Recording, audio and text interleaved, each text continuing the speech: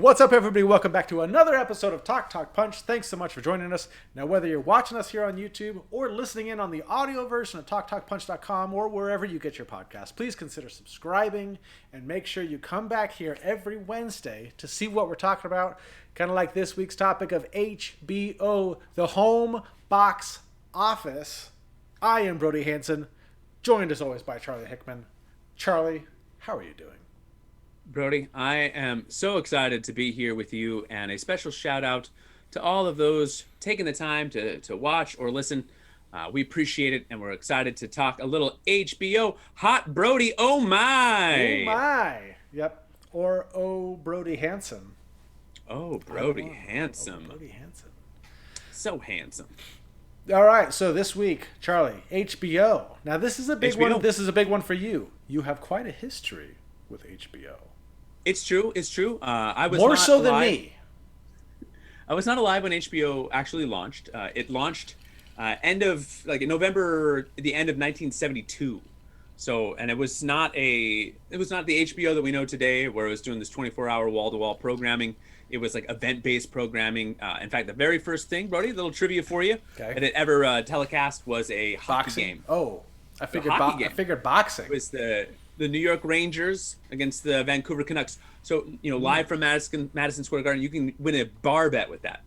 It's hard to win trivia contests anymore with with cell phones everywhere. But they had hockey in Madison Square Garden. Okay, so you can win 2 bar bets with that. Because Brody, especially you can win all sorts of hockey bets against Brody, who is not a big hockey guy, though he looks like he would be the kind of person who watched a lot of hockey. Is not a hockey fan. Madison Square Garden, historical as a wrestling venue. Yeah, and there are other sports that have been there, bro. Hard to believe. I know it. Mostly known, famous for its wrestling. It has hosted a few other things from time to time. So, to me, it's famous for wrestling. I don't know what else it does. A second little bit of trivia for you. The first non-sports event that HBO ever broadcast was in 1973, and it was the Pennsylvania Polka Festival, a 3-hour-long event of a polka festival. I don't know if that I should have looked to see if that was on YouTube. It's not on HBO Max. I did look on HBO Max. HBO? Let's write some letters. Let's start a campaign. I want the Allentown Fairgrounds. I want it lit up with polka music, and I want to experience 1973, what it was like to be at a polka festival. 1973. Man, I'm surprised that HBO is that old. Yeah. Hey, older than us, bro. That's always a good thing. So whenever we can find things in this world that we are younger than, I always feel a little good about that. Sure. In fact, it was.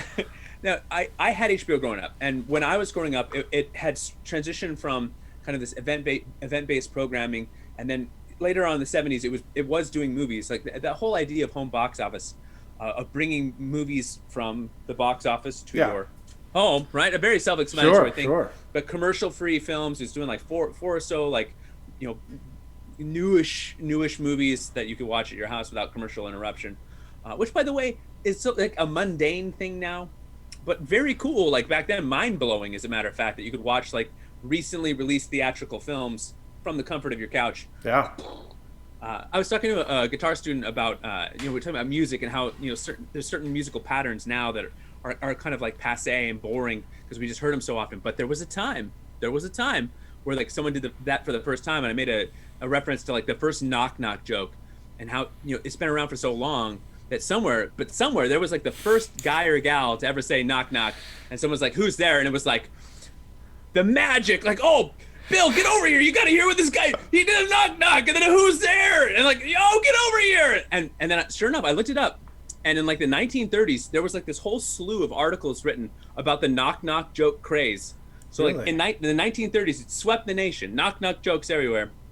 So, and as we Brody and I were talking, we have a streaming episode we'll do in the future. But like with the 9 to 15 different streaming services that are out there, so many. This idea of like commercialless, television and movies isn't so, it's pretty much standard now. But there was a time that was really mind blowing.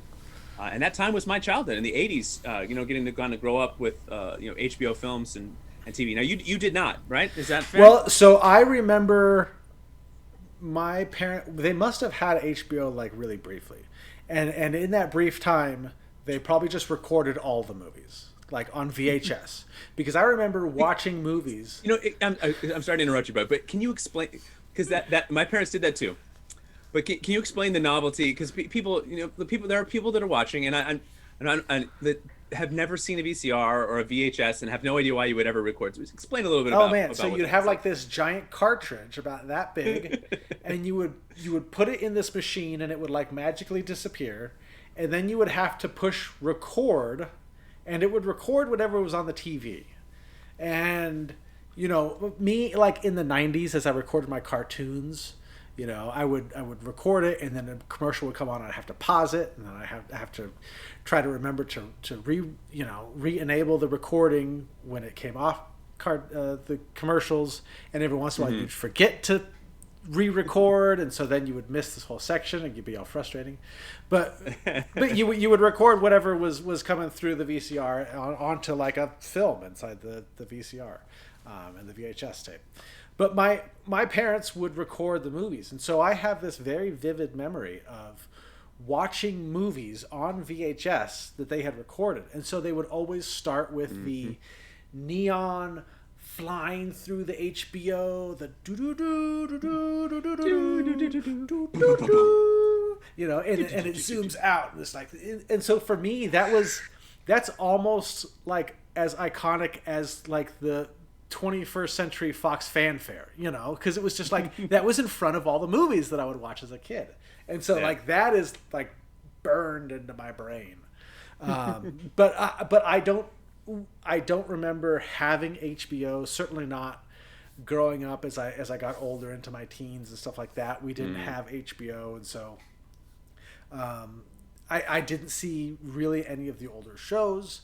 I didn't really see much HBO until like adulthood, when things like Game of Thrones were coming out and stuff like that, and to me HBO was always like, okay, HBO is that transition spot from theaters, HBO, and then TBS, or whatever channel it shows up on. USA, because, that was the next step, was like theaters, HBO, slash assortment of movie channel, and then it wound up on TV. So that was kind of my HBO experience for the most part. And I've seen some stuff here and there, as I've kind of caught up, and I have HBO Max now, and so I can see stuff, but there's a lot of history. There's a lot of shows that have like a lot of seasons, and it's intimidating. And for people that have watched this, know that when I see a show and it's like, this show has 8 seasons, I'm like, I don't have time for 8 seasons. But you think of it wrong. You're looking at the totality of something, and you're thinking, oh man, well, 8 seasons, that's a lot. So you're gonna end up watching. If it was like 8 one-season shows that weren't very good, if it's 8 good seasons, it's not gonna feel like a chore to watch them. It's gonna be a treat. And look, we're gonna go through the history of some of the ones that I've seen, some of my favorites. Sure. There's a few. I got a few gaps as well. Like I think I can directly point to like the years that I was missing HBO, and there's like some shows that I missed. But it was these shows weren't just shows; these were events and like cultural phenomenons. It went from a place where you could watch, recently, in the 80s, it would show, I remember watching Back to School and like, movies like that, like on the, this, how I got into college, and, these just random 80s films, and then all these stand-up comedy specials and things, sporting events, a lot of boxing. Like HBO was a big boxing thing. That's why I thought that boxing was like their start when you mentioned the sports, but not just boxing, but but it was really like the original television programming that kind of changed, and it changed a lot, not just for HBO, but like I think the whole landscape of television as we know it today, with like just the different cable networks that have come on with their own original programming, as well as other streaming services we'll talk a little bit about later. But All right, bro. I'm gonna give you a little rundown. Okay. And we're gonna break these into some different categories. Run me the first down. thing we want to talk about, we got to talk about HBO dramas because that's like the thing. HBO dramas are the thing. Now, the first like real HBO drama that I watched was Oz. Now, are you familiar with Oz? Have you heard of Oz? It's a prison show. It is a prison show, and it ran from like 1997 to 2003. So not a ton of seasons there. Come on. 97 to 2003. Okay. Yeah. Right. I still watch. It was like 7 seasons. Did you watch it when it was? You didn't watch it when it was coming out. Yeah. Not only did I watch it kind of like live on it, like I watched it live on HBO. There were no DVRs when in the 90s when this was on, so it wasn't like I could just set my cable box to record.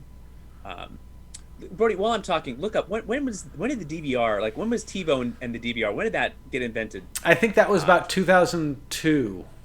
All right, look that up for me. So I would watch what I could watch when it was on. If I missed it, I would go back. I own Oz on DVD, so I own all the kind of Oz DVDs. It was a dark and gritty prison show. You got a lot of like full frontal male nudity, a lot of violence, a lot of murder. It was very gratuitous, and I absolutely loved it. There was nothing like it on television. It was like really well acted. It was just mind blowing at the time. It was just a really cool, like well done. I feel like it was really over the top. I like a lot of these shows, and we'll talk about how well I think they've held up over the years, and we can debate that. But like J.K. Simmons, who we've talked about, he is fantastic. He was like one of the big stars of that show. You got Ernie Hudson, Lee Tergesen, Dean Winters, Terry Kinney, Harold Perrineau, Amon Walker, just people who had like not really nice careers for themselves. B.D. Wong, I don't know, other people. I go on, and probably most of these names are like, who are these people? But you would know them if you saw them. You know J.K. Simmons. I know J.K. Simmons. I know J.K. Harold Simmons. Perrineau, from Lost. Yeah. Yeah. Okay. You know him. He was like the narrator. Okay. He was just fantastic in the show. All right. So the DVR first appeared on the market in 1999. Okay, and that was TiVo, right? Was it? So I wonder, like, Replay TV and TiVo were the two. Now, as far as my memories of when TiVo really started taking off was around that 2002 or so, when it was like this really kind of premiere, like extra thing, that cable companies didn't had. You had to like buy it separately, and it was really expensive, and but 1999 is when it first appeared on the market. Yeah, well, we certainly didn't have a TiVo, and we I think we got the DVR at some point in the 2000s when it was more reasonable. Now you were watching Oz when it came out, and that ran from when? 97 to 2003. See, I lived with you for part of that, but I don't ever remember watching Oz. So this was, and my older sister and I both watched this, and I think oddly enough we both owned the DVDs. We did not do a good job as a family of purchasing like one set of DVDs. So there's a lot of crossover with some of this HBO content, some other shows where she's got her DVDs, I got my DVDs, and so we're just living in a house with like 2 different versions of like a lot of these shows. So I don't know how I missed that one if I was living with you, but. You didn't watch, look, we're the years of these shows, because like I religiously watched The Sopranos, and you swear you've never seen an episode of that. That debuted in '99. That was like, and I was living with, I was for sure living with you in 1999. So I'm not really sure where you were at. I don't know what I was. I must have been watching wrestling or something. You were probably like, I'm going to watch Sopranos, and I'm like, I'm gonna play WWF No Mercy. So my buddy, one of my really I'm going to friends, play Seaman. That's what I was doing. I was playing Seaman. That's what you were doing. Yeah, Brody's in the bedroom playing as Seaman. Link to our video game episode where I talk about Seaman. Oh gosh, yeah, Brody talks about it. It's a very odd episode. But Dave and I would watch these. Dave would always come over. My friend who he loves Sopranos. He loved The Sopranos. He was all about that. May he rest in peace.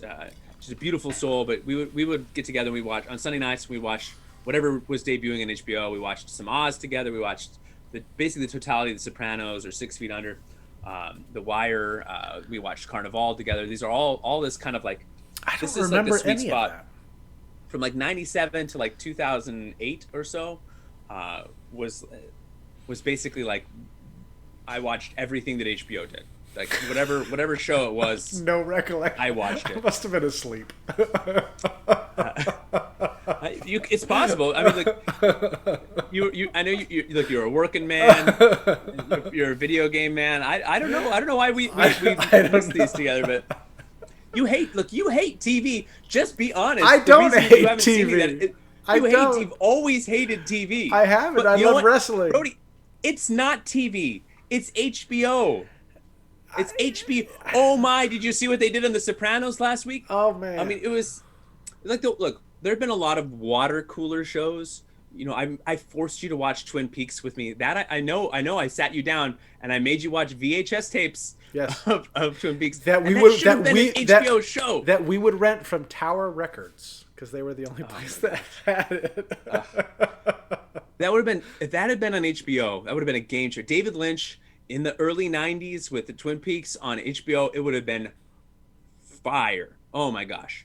But there was there were a lot of great HBO dramas, but The Sopranos is like the flagship. And that was like I think probably the most brand recognizable still to this day, with the exception of maybe like Game of Thrones now. But you know, there's a Sopranos prequel coming out with James Gandolfini's son playing a young Tony Soprano. That should be out coming, I think, at the end of this year. It's going to be really good. Huh. I'm excited to watch that. But the Sopranos itself, so you've heard of this. Why did you choose not to watch this? It's 2021. Why have you not seen an episode of The Sopranos yet? You're on the spot, I don't know if I can't really say I'm a big mobster guy. I can't really say I'm a big mobster.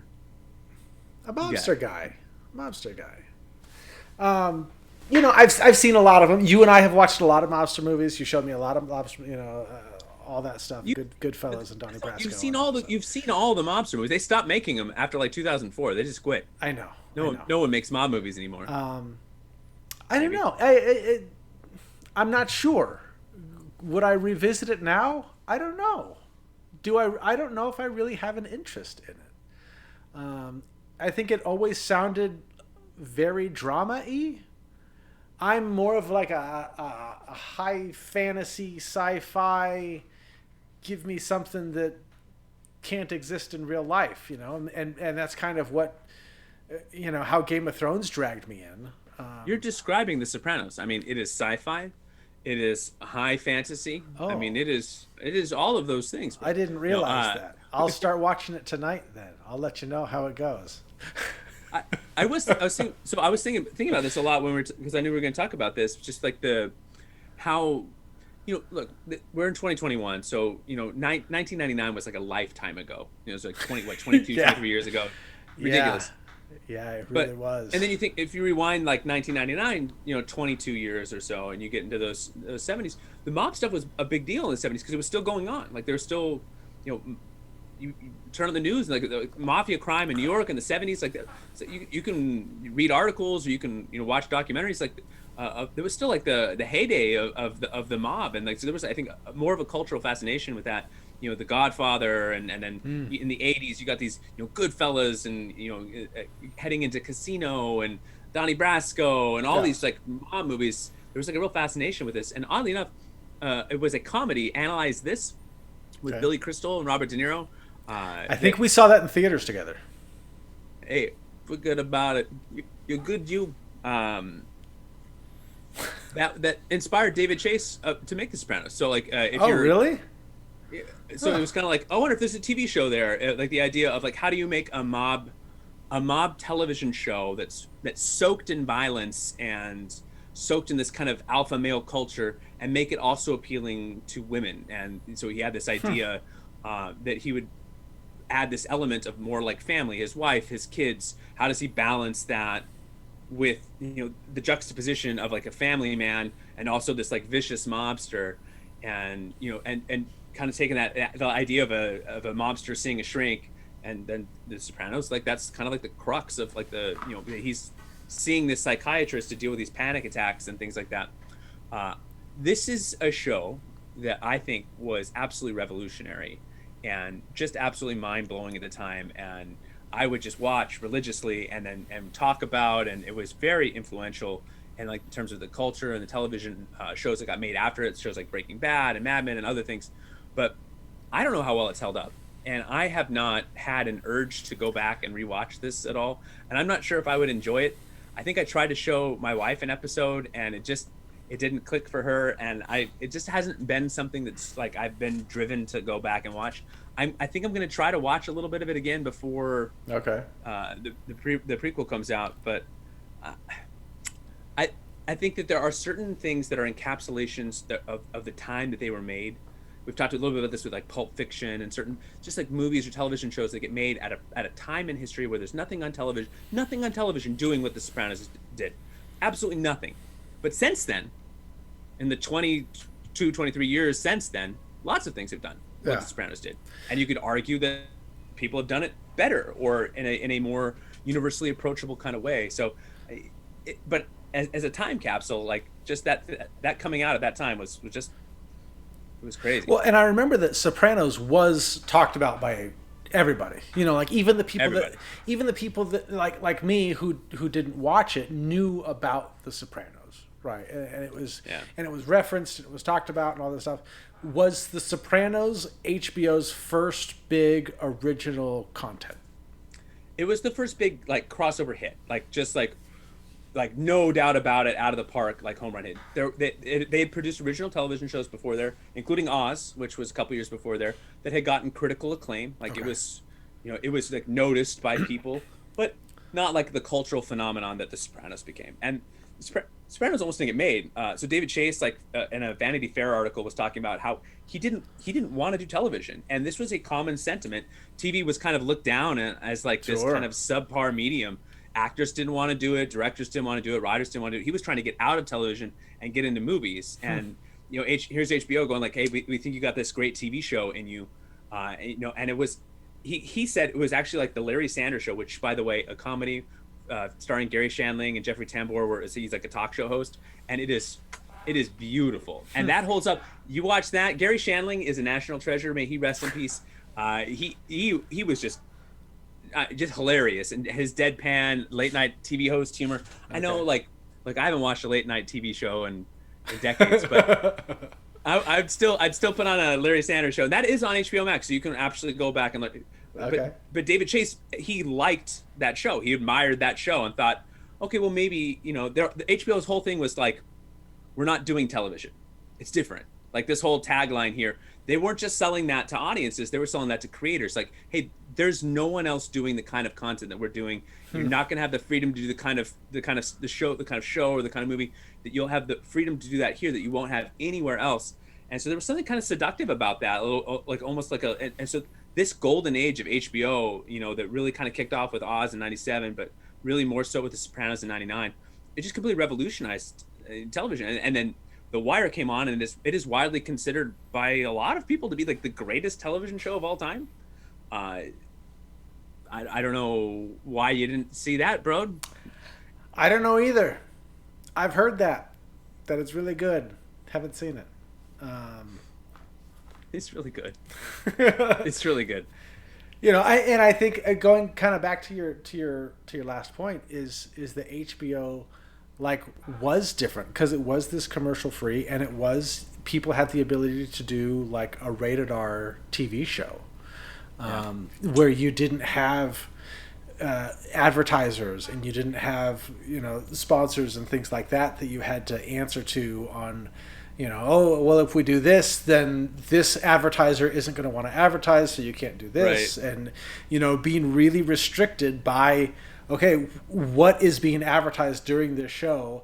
What's the time slot? What is this? What is that? What are all these different factors that's going into the ABC original TV shows, like the mainstream, okay, Fox original programming, you know, whatever Yeah. it may be, that is really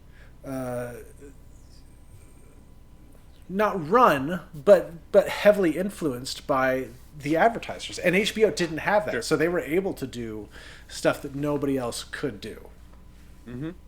And look, when you think about, like, if you go back and just stream old television, it was designed to be played with commercials. So like they have these natural like act breaks, Yeah. where like a character will say something heavy and let it drop, like, or like, someone's being a jerk and then they get called out and then it, like, fades to black, like on a commercial, like Everybody kind of pauses, yeah, and to have like an hour-long television show, 51 minutes, like almost like a mini movie that's just start to finish, wall to wall, dialogue and action. And then not only that, but to be able to then tell the story in sequence, because you couldn't do that on network television. You could, like, these shows, it was like hit the reset button the following week. It was designed that you could pop in, watch an episode, skip basically a whole season, and come back in and watch another episode and feel like you didn't miss anything, that these characters just kind of like, Cheers, which I loved as a kid, it just, you can kind of pop in and visit the bar, and then you can leave, and then you come back in and visit, and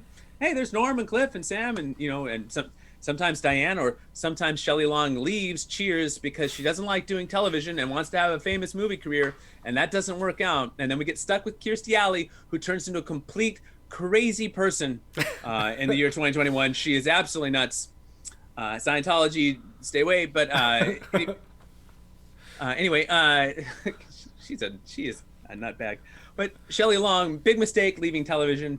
But Cheers. Anyway, my point is that the whole, they couldn't like tell like an arc the way that they could, even on sitcoms now, where it's a sitcom on Netflix or Hulu or something like that, where they know you're going to stream it, they know you can binge it. So there's these arcs that can carry across seasons. Mm-hmm. But I mean, that was like unheard of storytelling, that you would watch one episode and you're like, I got to watch the next one. Like where's the next episode? Like, I need to know what happens to these characters, and you're just kind of following along this story. And The Sopranos just had these cliffhangers, including the finale, which was incredibly controversial. Which I won't spoil for you guys. I do remember that. Where it's just kind of, it doesn't end with a lot of closure. Gandolfini, man, he died too young. He's a really talented actor. Very good.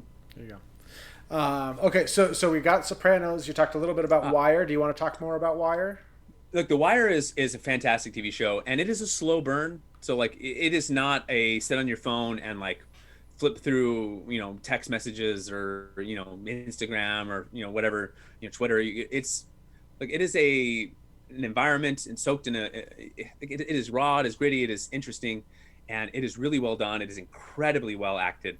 Just like every person is just phenomenal. Does it hold up? I think it absolutely holds up for what it is. Absolutely. Okay. I don't know that you'll watch it at this point, and if you've never seen it, I don't know that in 2021 you're going to pop it on and go, that's the greatest television show of all time. But I think you can put it on now and still appreciate that in 2002, that there was nothing doing this, and the honesty and the way that it attacked like corruption within the police department and within politicians, and kind of blurred the lines between good guys and bad guys, and showing real human sides to all of its characters, the good characters, the bad characters, that there were no heroes. It was just kind of like these kind of really well-rounded, really well-acted characters. I think it absolutely holds up, and you can kind of appreciate, I think now watching it in 2021, you can appreciate how mind-blowing that would have been at the time. The storytelling, the writing, I think all of that is still going to be really solid. And I would look, whether it's The Sopranos or The Wire, I think if you've never seen either, if the subject matter even interests you just a little bit, or you just want to get a peek at what like the cultural phenomenon would have been like back in the day, pop on an episode. Like, there are some like just acting performances in both of those shows that are just worth the price of admission. So if you don't end up loving it, you don't have to watch all the seasons. Like, just watch a few and be like, oh, that's cool, like, it's interesting. What I would not recommend is like watching one episode of The Wire and then being like, well, it didn't grab me right away, so it sucks. Like, it does not suck. It is great. Like, you don't have to think it's the greatest TV show of all time. I don't think it's the greatest TV show of all time. Okay. But it's really great show, and you can appreciate that without like, it's not like action. It's not wall to wall action. You know, you're not going to sit there and pop on an episode and be like, woo. You know, it's a lot of talking, a lot of character development, a lot of drama. So you know, but man, Dominic West and Lance Reddick. You get the Clark Peters is so good in that. But Omar Little, Michael Kenneth, he is just like the absolute like scene stealer. He comes out. Oh gosh, oh man, Michael Kenneth Williams, Idris Elba. I mean, the whole cast. Gosh, I can just let me open up IMDb. I'll just read you a cast list, and we'll just go from there. Because legitimately, everybody in there is most of them will probably be names that you'll be like, I don't know who that person is, but then you'll see them and you'll be like, oh yeah, they've been in a ton of stuff and they're just always fantastic. You might know Wood Harris. I don't know. If you saw him, you would know him. But Idris Elba is like the biggest, I think, who's had the best career since then. Because he was in Thor. Dude, he is dripping. He is dripping in this. He is slick. He is awesome. I got a man crush on him. He's my. Now, it was around this time period that I think we started to see some of the other networks start to take maybe similar approaches, right? Like, I think of like the show 24 that came out in like early 2000s, right? That was more overarching story, less episodic. It's going to leave you, you know, granted it still had to do commercials and things like that, but was very like, this is one story for the whole season. Yeah. Do you think that 2024 was really revolutionary for sure? Yeah, I think HBO impacted that. And maybe not like so much like in terms of its creation, like it wasn't necessarily like the creators of 24 saw The Sopranos or Oz and thought, okay, we're going to make this show now, but just a network saying that can work. Yeah, like that concept can work for us. We can sell that to people. But that was an interesting one because that came out in 2001, 24, which, you know, obviously like at a time, a very tumultuous time in our country, 9/11, all that stuff. And then here's this show where Jack Bauer's fighting terrorists. Like there was a lot of things that probably went into making that show the success that it was. And that had, you know, sure that had like Kiefer Sutherland, who was a relatively big name, you know, and so. You know, I guess just like how much of that was Fox looking at HBO and saying like, okay, look at the type of stuff that HBO is doing, and is that the type of stuff that we can do on our network as well? Yeah. Yeah, and like so Sopranos ended in 2007, and then Breaking Bad started in 2008, and that's like one of the obvious like just clearly influenced, you know, show like baton passing, and if you liked Breaking Bad, then I think that it's a natural, like Sopranos is probably a show that you're going to enjoy at least to some extent. I never saw Breaking Bad.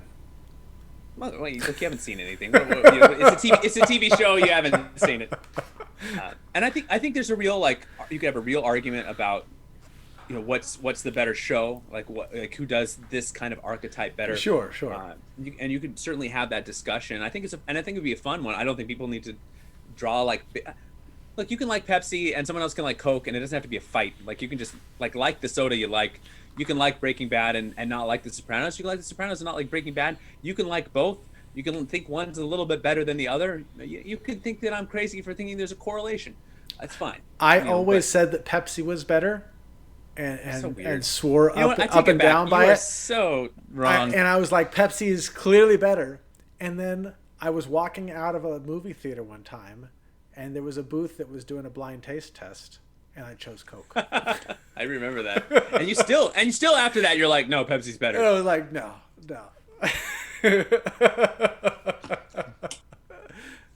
Such a turd.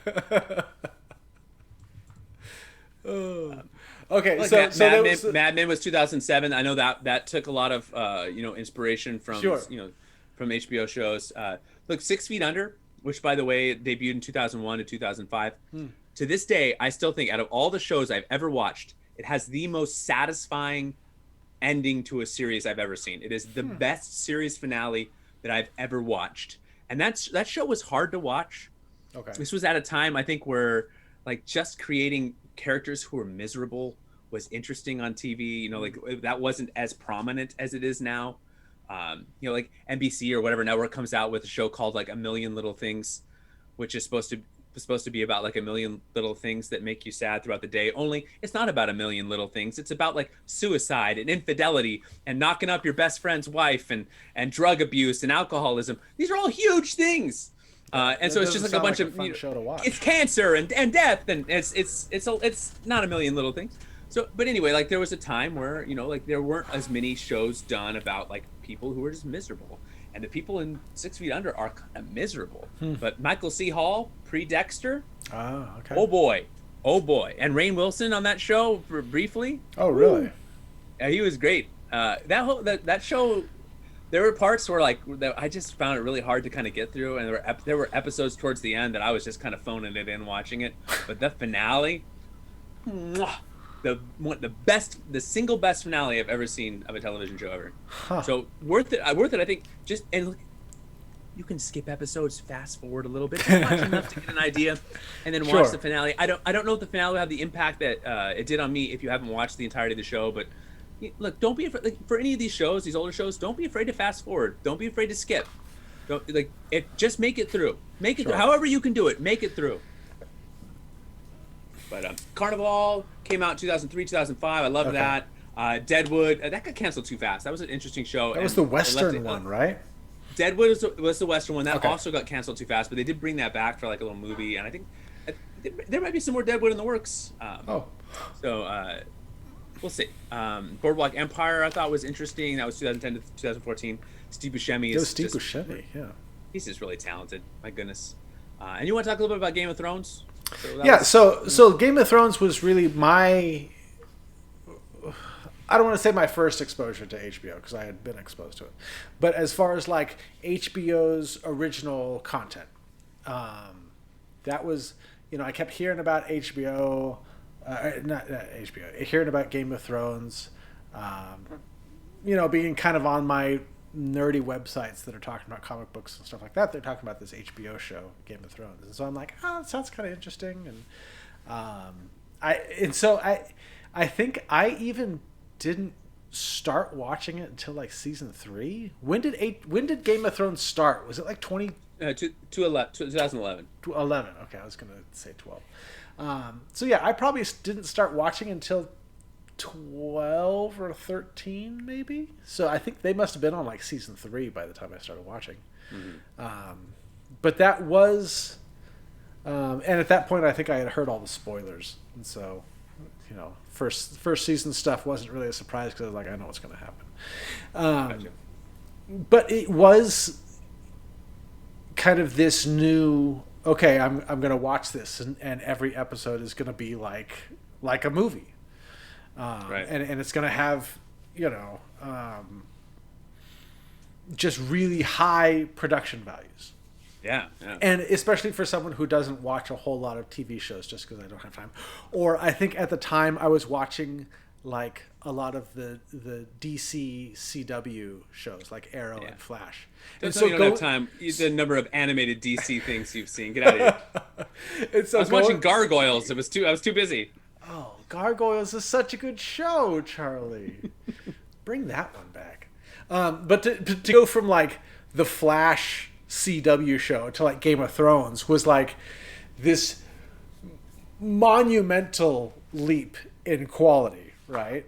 And so I kind of powered through that, and then, you know, I was kind of like, okay, I'm in it, and I watched it, you know, up until where I was current, and then I brought my wife in. I was like, hey, you gotta, or actually because Amy is fully I need to read the book before I watch the show.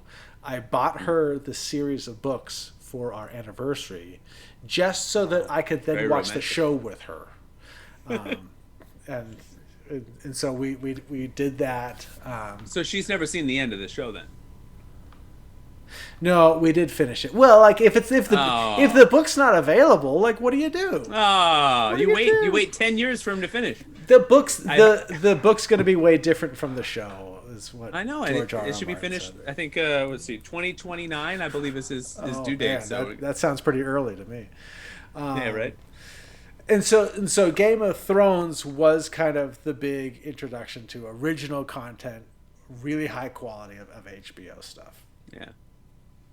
That's cool. I loved Game of Thrones once I finally watched it. I'll admit I started the first season and I watched it and I was like, I think I got more into it than you did. yeah, I tapped out, and then I tried to watch it a second time, and I made it to the second season, and then and finally, I was like, Amy's like, no, we got to watch this, and we watched together, and we powered through, and it really wasn't maybe even until the third season where I was like, okay, all right, let's do this, let's go all the way, and then that last season, just like back in the day with Dave. My friends like Daniel and Simon and Jane, we all get together and we would just watch an episode a week. We even had like this little like who's gonna die, like fill out predictions. Yeah, like who will be on the Iron Throne. Yeah, exactly. Which character is gonna die? Is anyone? It was almost a little. That last season was a little disappointing, but we can talk about that another time, I guess. But it was a really like it was fun to have a show that felt a little bit more like those previous HBO shows where it was like an event. Sure. Like, oh, come on, let's all gather around. Let's watch this together. And there really haven't been a lot of those TV shows since that really I felt like that once a week. Like, let's do this. That's another thing, by the way. These were shows that were not designed necessarily to be binged. Sure. And I do think that there is a fatigue factor that comes in when you're dealing with characters that are flawed, like heavily flawed as like part of the premise. And then you try to sit down and power through. I think I made that mistake with like Breaking Bad the first time I tried to watch that. Okay. Where I'm just trying to kind of power through these seasons, and after a while, I just got really sick of the characters. I'm just like I hate everyone. I kind of hate all of these characters, and I want nothing but bad things for all of them. And the once a week is like it's a nice you watch it and you're like wow, and then you take a break and you palate cleanse, and then you come back. It's just like eating dessert. Or whatever, like it's just all steak or whatever, just whatever, pick your analogy. After a while it's like, okay, I need a palate cleanser. Sure. So I sitting down to power watch The Wire or The Sopranos, that may not work for you. Or Deadwood, if you're a fan of westerns, by the way, Deadwood is so good. All right, you want to talk a little comedy, bro? You want to talk a little comedy? Yeah, let's talk some comedy. Whoop, whoop. All right, First and 10, Do It Again was like a football show that came out like in 1984 and 1991. I was teasing Brody before we started. Never saw that. Was like a wildly inappropriate show for me to watch when I was a kid. From 84 to what? 91. Yeah, you weren't that old either. I was young. Yeah, and it would just be on like randomly like late at night, and I would watch it, and these football players getting drunk at bars, and it's nudity and there's drug abuse and stuff, and I'm just like a little kid going, that's funny. They play football. I like football. That kind of. It was. I love The Kids in the Hall, which if you've ever seen an episode of that, you and I watched a lot of that when back in the day. I do remember watching that. Did we watch it on HBO? Yeah, that was on HBO. Oh, okay. Yeah.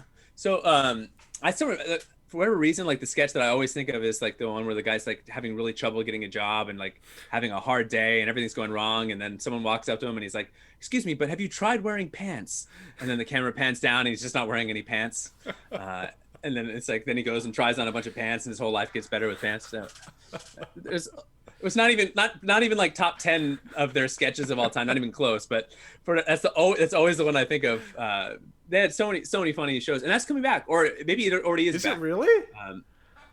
They're making more of that. Old. But so good. Like all of them were very funny. Very funny. They've all gone on to have like nice careers. Yeah.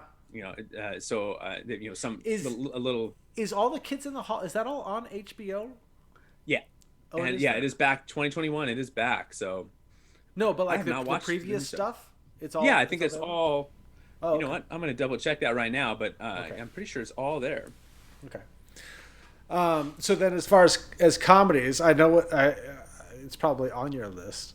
I don't know anything earlier, but Maybe it's not on there right now. Silicon Valley was one of my favorites. I believe I mentioned that in our top 10 favorite sitcoms of all time.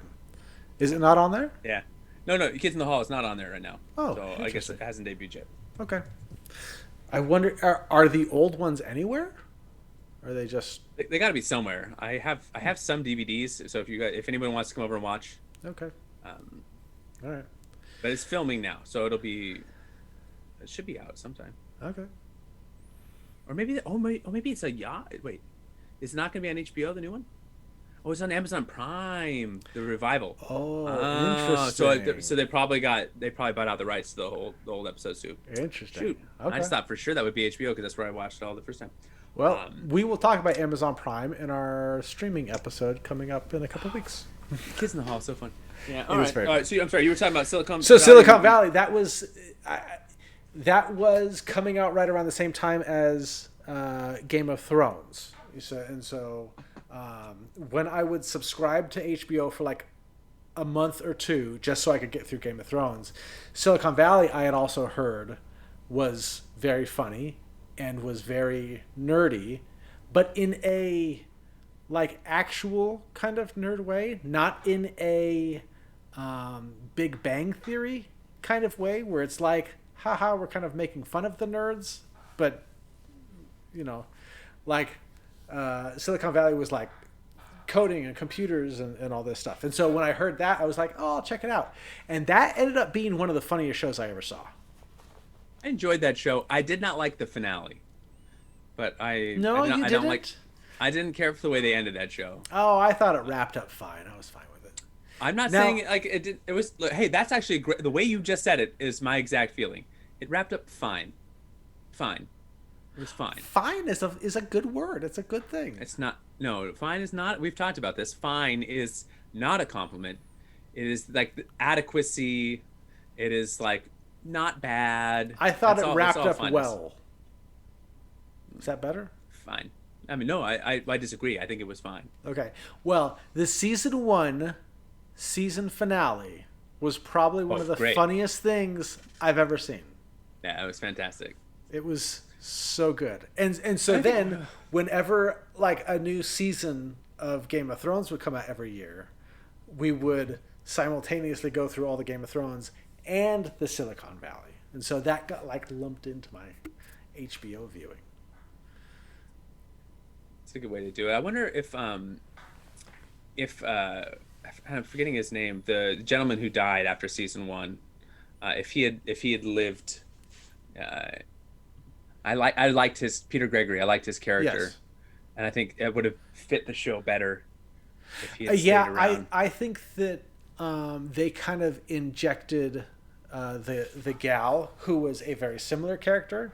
I think it was the same. I think it would have gone kind of the same path. I don't. I Maybe. think she kind of put her spin on it, but I like. She was great. Like the actress was fine, but yeah, I don't know. Anyway, we can talk about Silicon Valley another time. But yeah, that was a good show. it's a good show. I really liked it. They had another sketch show on HBO called Mr. Show with Bob and David, with like Bob Odenkirk and David Cross. I don't know if you ever watched any of those episodes. It was pretty funny. Do you know who those people are? So Bob Odenkirk he's had a very nice career, but Breaking Bad, and then David Cross. You know, Arrested Development. Come on. Yeah. I know David Cross. All right, he blew himself. Yeah. All right. Okay. All right. Dream On was like a sitcom I didn't that ran get that from like far. I got through season 1. of Arrested Development. Yeah. You only watched one season, and you stopped. Yeah, I haven't watched it in like a couple months, I think. Does it get better after one season? Better. First of all, the first season's phenomenal. Yeah, it's So, good. I mean, It was good. phenomenal. Yes. And then the second season, great. And then the third season, great. Idiocy that was canceled. Idiocy. And then you don't have to watch anything after the third season. Oh, okay. You don't have to watch the Netflix bringing it back. Oh, okay. All right. But One the day first I'll three get there. seasons, One day I'll get fantastic. Dream On was like 1990 to 1996. It was like the creators of Friends, the Crane brothers. Okay. A lot of prominent guest stars, and this was kind of like their sitcom that you cannot find anywhere. It is not on HBO Max. You cannot buy the DVDs. It doesn't exist. I think it has to do with like the rights, because the format that they told stories was like all these clips of old television shows. So like every really? thought he had was like, you know, some like 1940s or 1950s, you know, Western or things like that, to help kind of like narrate the story. Like it was like his imagination, because he grew up watching television. Interesting. So I remember enjoying that as a youngster, But I was also way too young to watch that I show. think you've talked about this before, haven't you? And I'd love to watch more. I do have like there exists like a best or not a best of, but season 1, season 2 is on DVD, and I do have that. But then the next like 4 or 5 seasons, 4 or 5, gee whiz, gone. So wow, crazy. But Larry Sanders Show, I highly recommend. Watch it. Okay. If you don't know who Gary Shandling is, he's hilarious. Look him up. Watch some YouTube clips of him. Gary Shandling, national treasure. May he rest in peace. Arliss was fun as a sports fan with Robert Wool. A lot of like real, athletes went on that show, and Sandra Oh is always great, and Michael Boltman. It was a pretty good show. I watched Bored to Death. Did you watch Bored to Death with like Ted Danson and all right, man? I watched that Netflix DVDs back in the day. Veep is I've like heard just, good things about Veep. It is like both like entirely hilarious and also like really depressing because it's like I think pretty accurate depiction of a lot of like the political realm, and so it'll kind of like it'll hurt your soul a little bit, but also it's very funny. And Julie Louis-Dreyfus, she's just, I didn't watch Sex in the City. I kind of missed that phenomenon. My little sister loves that. She's got all the DVDs, and she's excited for the. I think it's coming back. Is it coming back? Miranda-less Sex in the City. Yeah. So. Oh. That was a big one. A lot of people talked about hit. Sex in the City, though. That was like one of those cultural I probably things. would have liked it if I'd watched it. I didn't. It was like in that window. I think there was like that. I missed True Blood. I missed Trem. I missed. Was True Blood an HBO one? Yeah. I had started watching that. I'm sure they were all kind of good and fine. There was like a window of things that I missed. I didn't watch Tenacious D, Ballers. No, I have no interest in Ballers. You might like. It's got The Rock, so you might like Ballers. I don't know. Entourage. I don't know. Yeah. Now, Flight of the Conchords is something I want to watch, but I haven't seen that. But I want to watch that one. I think this would fall under the drama. But did you ever watch Westworld?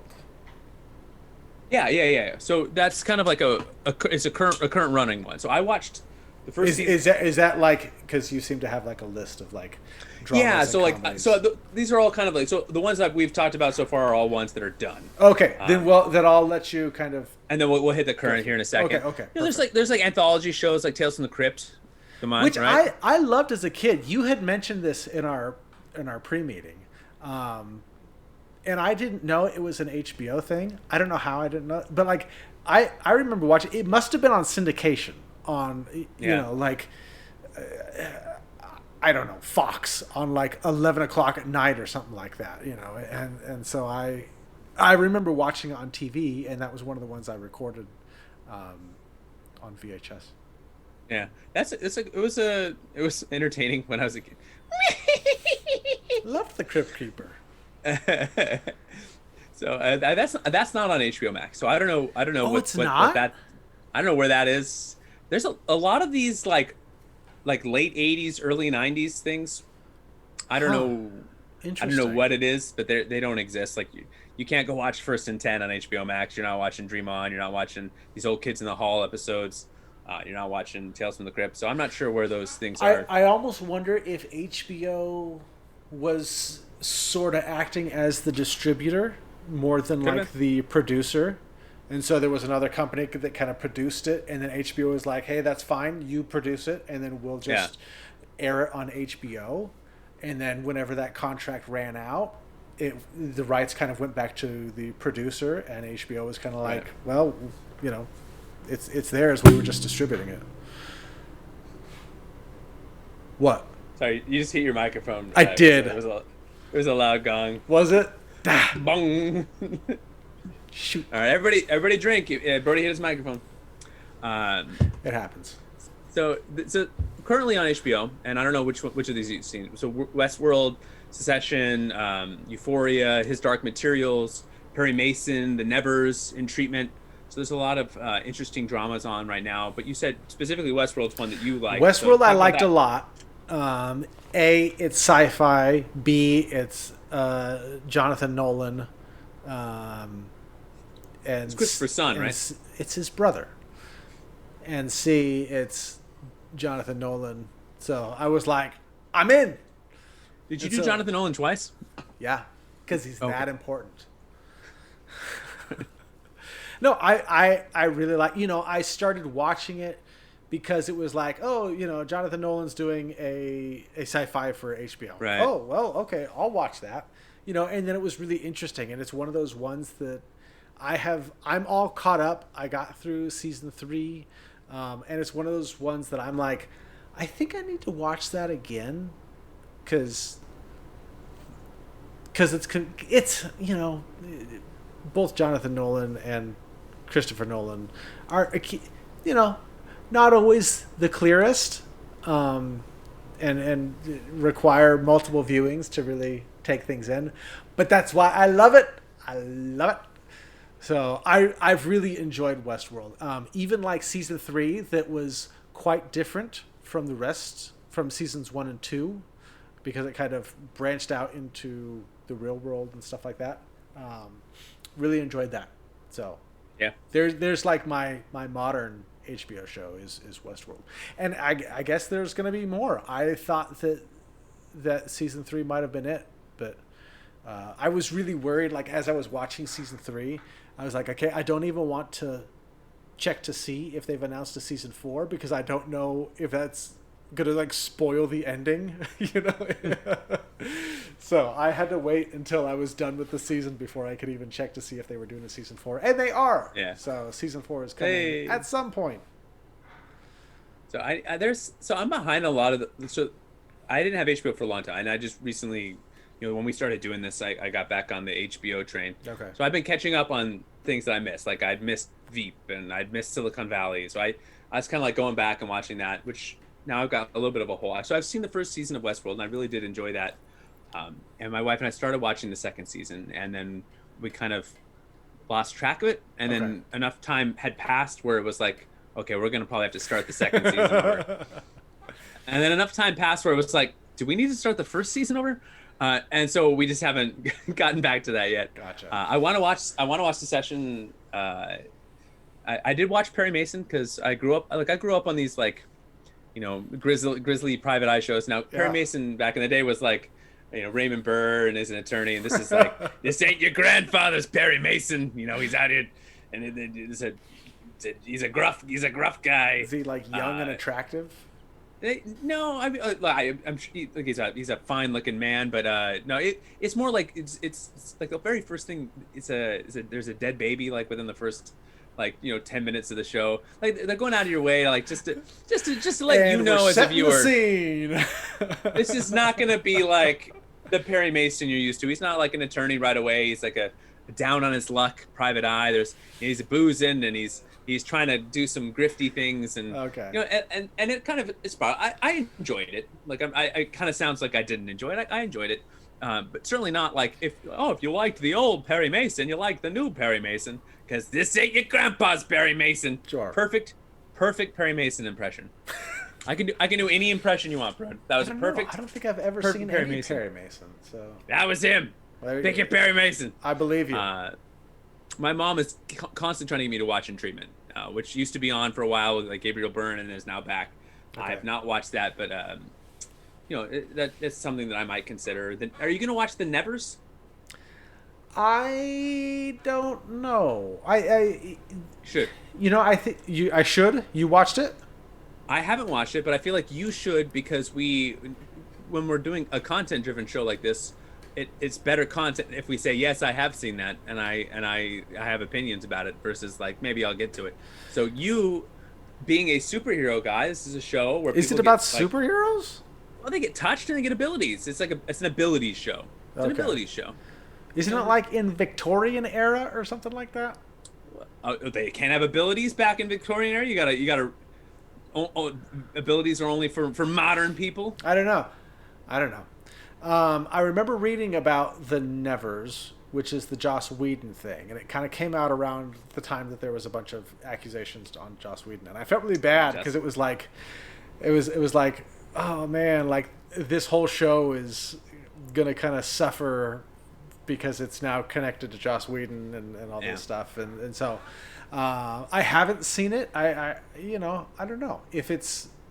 I honestly, I don't really know Sci-fi, anything bro. about it. Sci-fi. I do like sci-fi. The series is set in Victorian-era London and follows a group of people, mostly It is women, Victorian. known as the Touch, who suddenly manifest abnormal abilities. So, Okay. quick-fisted widow and her best friend, who are a brilliant inventor.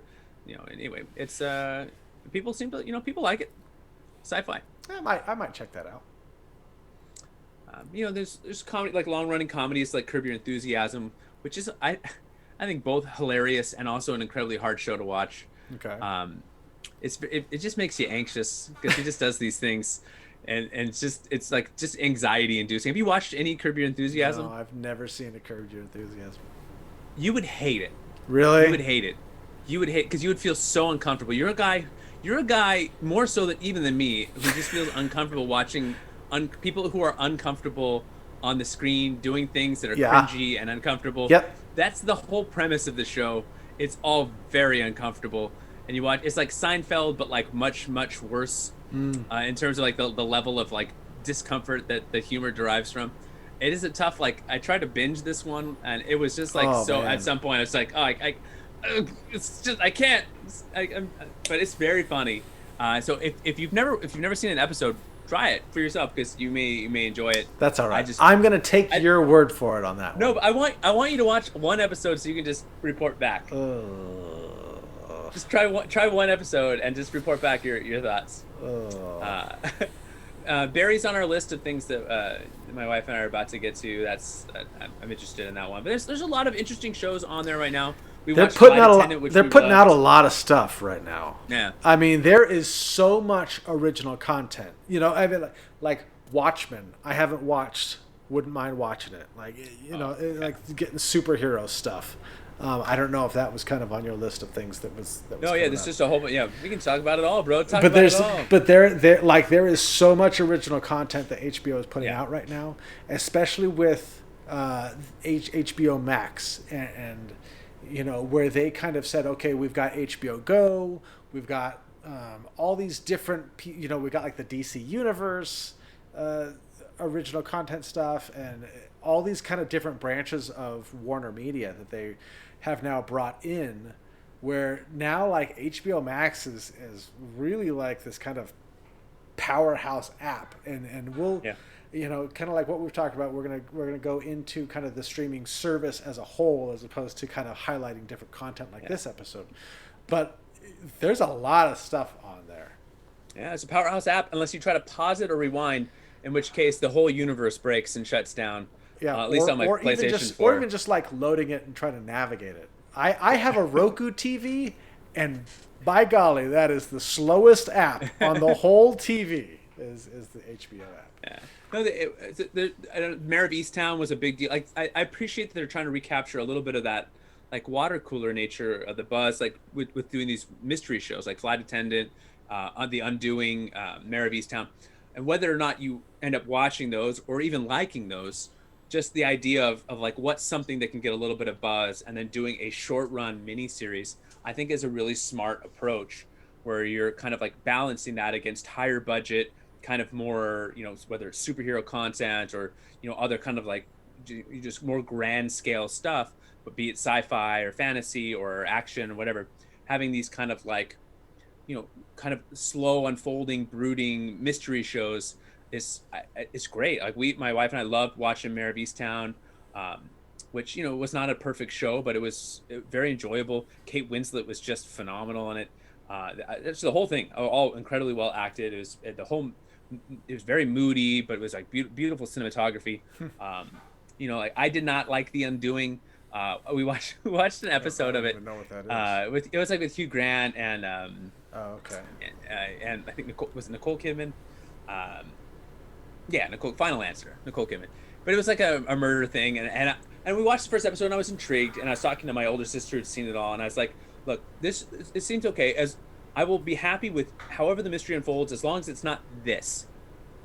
And I kind of blurred out the end, the only ending that I would absolutely hate, and she's just quiet, and she's like,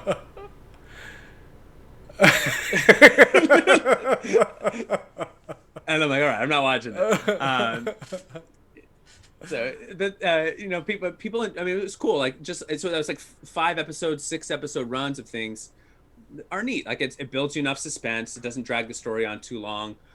Some shows like The Killing, I think it was hard, like multiple seasons, like on one crime. I think people got a little fatigued, and it's hard to make an ending that's satisfying to justify the amount of buildup over 24 episodes to like find the killer of one mystery. So doing it on these kind of shorter run stuff, I think was really interesting. I hope they do another season of Flight Attendant. I think they will. That was enjoyable. I think you would like Flight Attendant out of all the ones that I just talked about. That I appreciate about HBO and how they have impacted the season length of series is that they're like, you know what? We're good with about 10 episodes. Yeah. There's some seasons of shows that are like 24 episodes. If you try to get me to watch a season that has 24 episodes, I can't do it. 24-hour-long episodes? My goodness, man. Yeah, Brody needed 24 to really be like 12 or 8.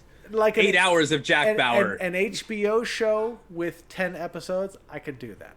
I'm glad that Disney Plus has kind of followed. Oh, great. That's good to hear. So then you could pop on The Sopranos and The Wire and start reporting back on we can do a whole live stream of Brody watching some of the great HBO shows. Sopranos was also like 8 seasons, though.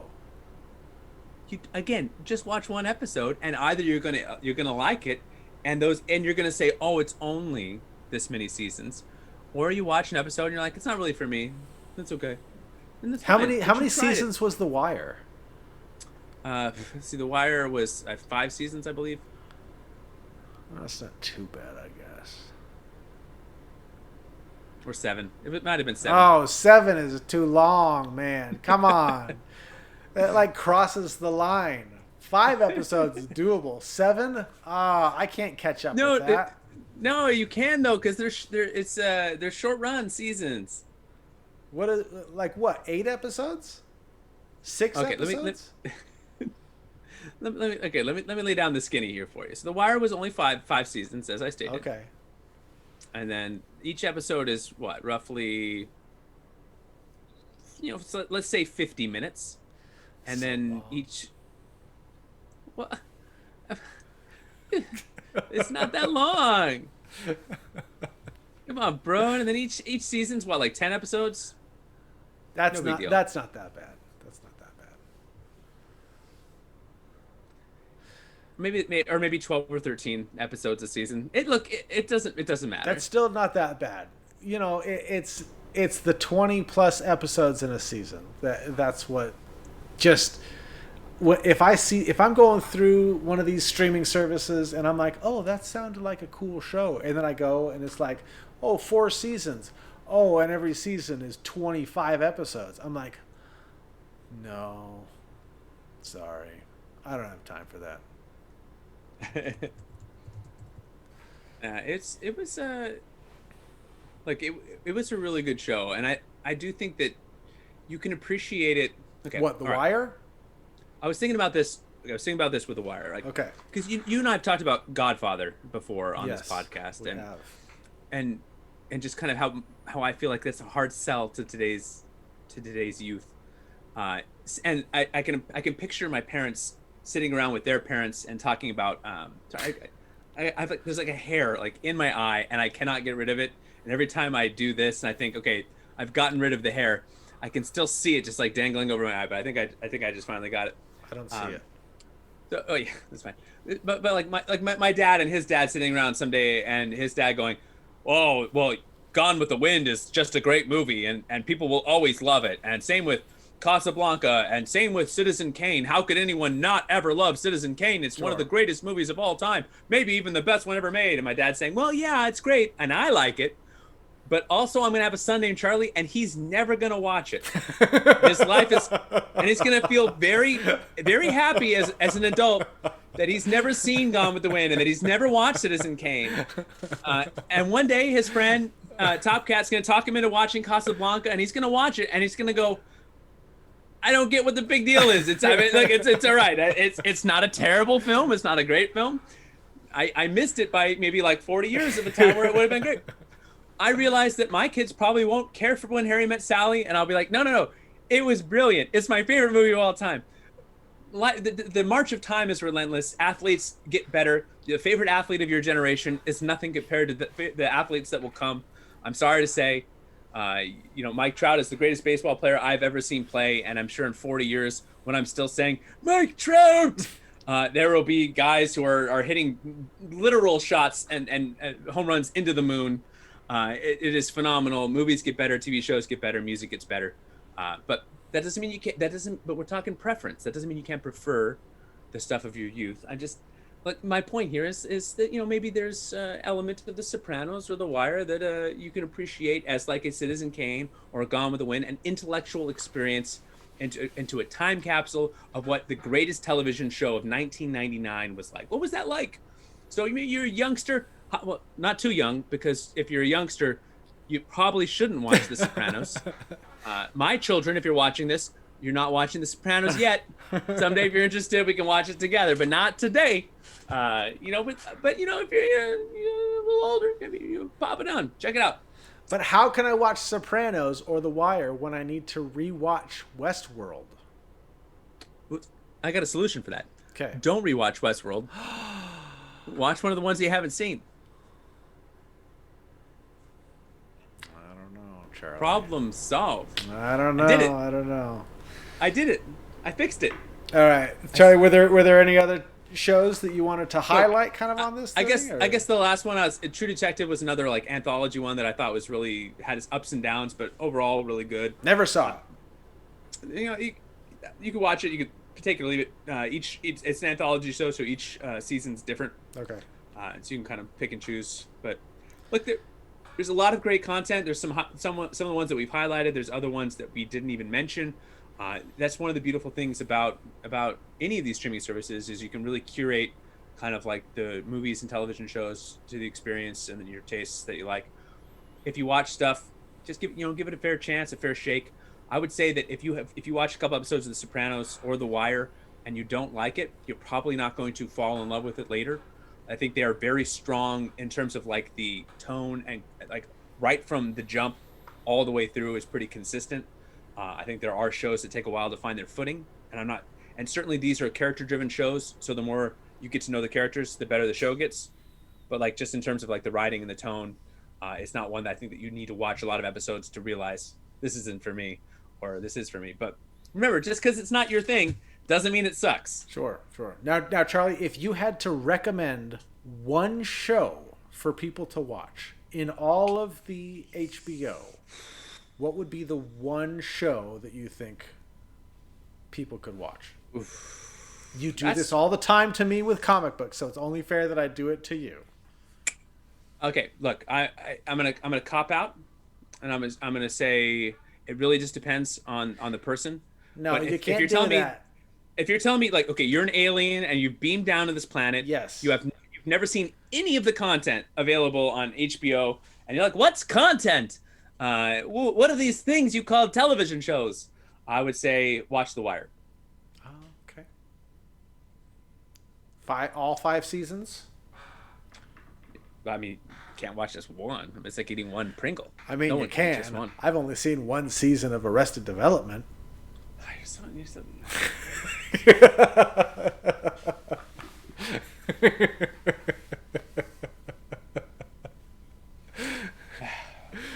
Oh, yeah. But if you're looking for a comedy, try the Larry Sanders Show or Silicon Valley. Brody really likes. Silicon Valley got a thumbs up from me. Veep. Yeah. Veep. Very funny. Silicon Valley, at least get through the first season, because that finale is great. And look, this is where like I know we don't have like a huge audience base here, but if you're watching this and you have questions about certain shows, like, is this good? Hit us up in the comments, and we'll be glad to interact with you. Let you know, like we can talk a little, keep the conversation going a little bit. You can slide into Brody's DMs, But we'd love to interact. Maybe we missed a show. Maybe your favorite show. Maybe you're like, I can't believe you've never seen True Blood. That is the greatest vampire teen drama of all time. I saw a couple episodes of it. I don't know. I saw a couple episodes. Is it a teen drama? That's not fair. It's probably like a 20-something. No, I think it's like a 20-something drama. It's not a teen drama. Not a teen. There's way too much nudity for it to be teens. That's weird. It's a TV show you can really sink your teeth into.